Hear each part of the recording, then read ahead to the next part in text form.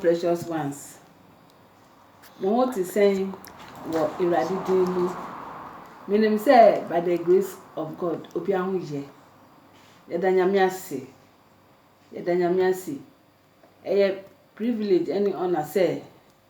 Nyamia sign ama mabam enum biom. Mabam enum mene mo bete nyamia sem kitwe bi. We thank him so much.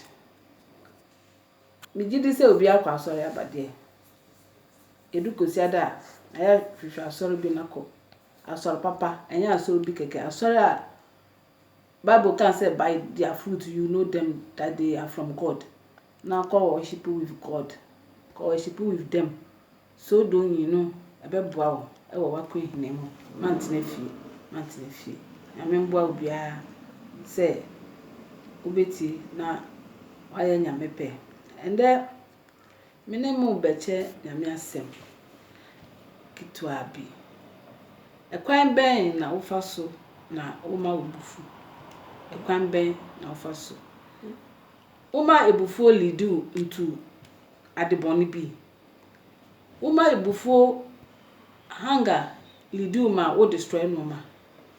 Ebufu yade bia e de nipa ko bebia yenko. Ebufu ma obi na obi ntem tete. Ebufu ma utumi probi wi ana we no ho. Ebufu ma utumi ka asem kra to wonyonko so eyampa.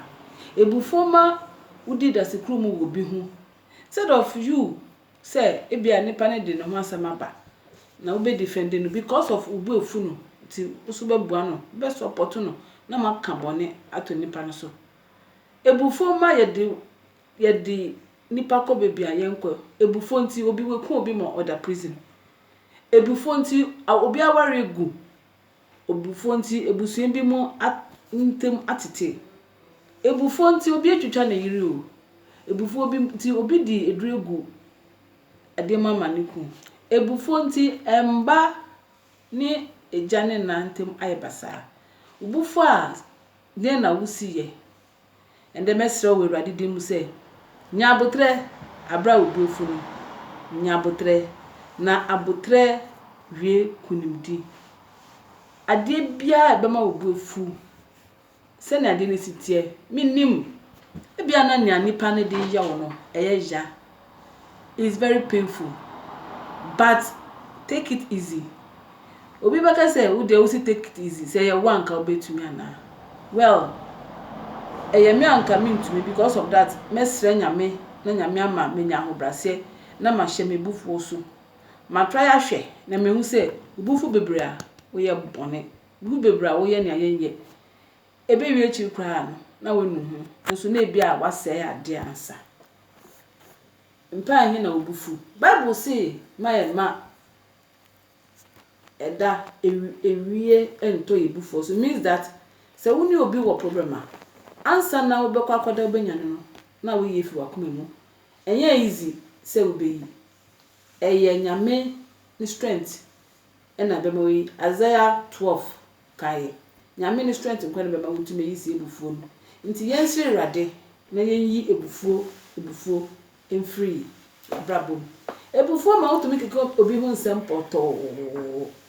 Ebufu ma wutumi so obamu kra wo bo no basa. Ebufu ma ukoye no ma bia ensem fata. Ebufu ade na woje. Ebufu ade na woye. Ene de ya wo tie nyame asem yebufu free wo mu. Yebufu free mu. Ebufu enfa wo nko dihwe. Bible si nya na ebufu do so no be nya ho asotwe. Se obufu do so be nya ho asotwe. God will punish you. Se obufu edo so a Bible ne kai oso be nya ho asotwe. Yehwe Genesis chapter 4. Because of ebufu nti Cain kun Abel because of ebufu. Genesis chapter 4. Abraham ko gba afare no na ohun se ni nuane de na kwanim ana Awurade age ni de na tu ni nuane de na tu o de ebufu kun ni nua. Se ebufu amba nka wenku ni nua no. Nti yenye ebufu emfiri yakwemu na yemfa odo enante. Yemfa odo enante da. sɛnea Bible asam ɛka no yɛmfa ɔdɔ nante wo de ɔdɔ nante a woni problem. 1 John chapter 4 verse 19 Bible say yɛmfa ɔdɔ aya fa ɔdɔ nante afi eguso a ɛka ebufo ho asɛm yɛbɛhwɛ bibi wɔ Proverbs chapter 14 verse 29 Bible say he who is slow to anger has great understanding. Enu ni asem de ka ba. Ese obi a otu no bufa ebufo nu owo great understanding. It means say wo pepre wo ho na wo bufo a ebufo na ba no ade ne nipa na ye wo na ye ya no. Normally be where say wo ma bufo but you have to control your anger. One control anger no a wo ba je na yenye. Obi wo ne bufu say ya no wo so che obi wo ne bufu kura otumi mo bonsa mayenta na wa ye nkosede okowie pe na ono bonsa ko gina nchen ebi we chiru na ye de wa ko prison ya fa wa ko prison na wa hwere wa de bi amma ne saa na wo no me bia ye basa e be ne saa na anger of ebufo no we gina nchen na osrew empa ahin na obufu we bufu ye ebufo a eba ukofa how ba in the check it. If you are quick in temper bisa nyame sre nyame nyabutre because ebufo bebre e dey say ye ne ba e na Bible ne kan say obi bibia ne ebufo do so no benya ho asotwe Proverbs 14:29 so e kan say obi a woto obu na obufu no benya great understanding nti bibia mu yanto ye bo na yetumi nya great understanding ewo ebufo hu ma obu mfu na enye no ma bia ense na wiwi a wenu hu ade ne bi wo ho beye bewie no na apa hu wo ye hwea enye ye biom nti control your anger ewo Yesu Kristo dem hu nshira nke irade se endede mama ya ba nanim no ni ye ache ne nyame asem de onua control ebufo why me bom pai ma obi bibia otie mi se obonofo na fa kwan bi so de bufo tantantan ahye obi akome mu a misiri irade se irade yi fi ho obi bi obi tie voice obi tie